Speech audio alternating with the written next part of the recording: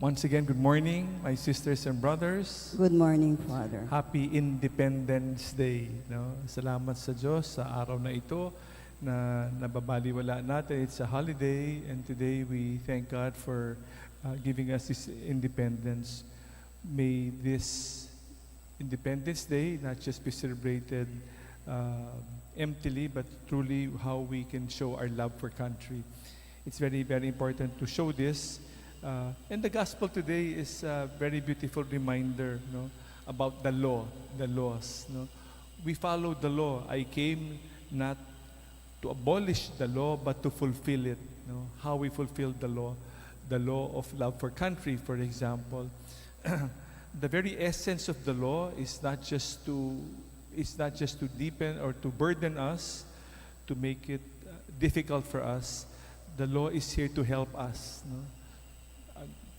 Jesus came not to but to fulfill, to help us deepen our understanding the law. In the Old Testament, He was referring to the Ten Commandments, pero ngayon merong bagong utos ang Panginoon. No? The laws are here, but the essential part of the law, as Christ fulfilled it, is love. Always, di ba? Jesus completes it, yung pagmamahal. Example, no, ang batas. Pag walang pagmamahal, ang bigat-bigat. Ang pag-utos sa batas para magbayad ng buwis, sumunod sa iba-ibang utos ng ating batas, the laws, are just here to help us, but the more important part of it is the love of the law. The commandments are there. This minimal. It is the minimal.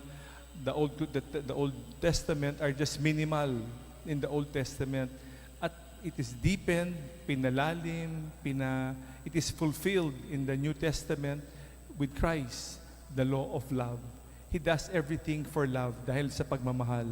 Kaya He says, no, in the last part, no, sabi niya, the second to the last part, whoever breaks one of the least of these commandments and teaches others to do so will be called least, pinakawala. No?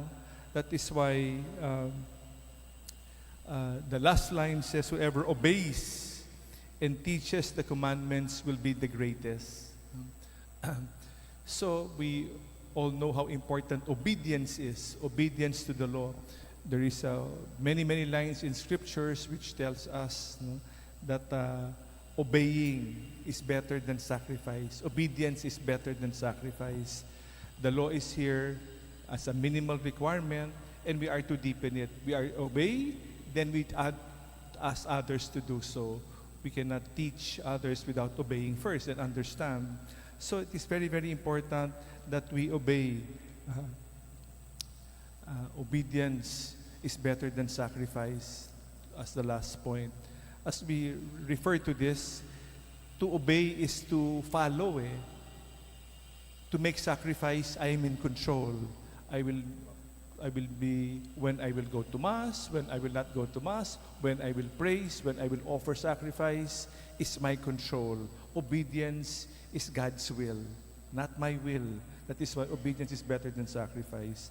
As we celebrate this last day in our novena of Masses in honor of our patron Saint Anthony of Padua, we ask our dear Saint to help us, to inspire us, to obey, to obey and follow the law of love. Most importantly, in order for us to do things not out of obligation but out of love. I obey because there is love. It makes a difference, a world of a difference pag ginagawa natin to. So we ask for the higher calling of participating in God's love for us as we try to fulfill the law and obey His commandments as we deepen God's love for us. Salamat sa Diyos.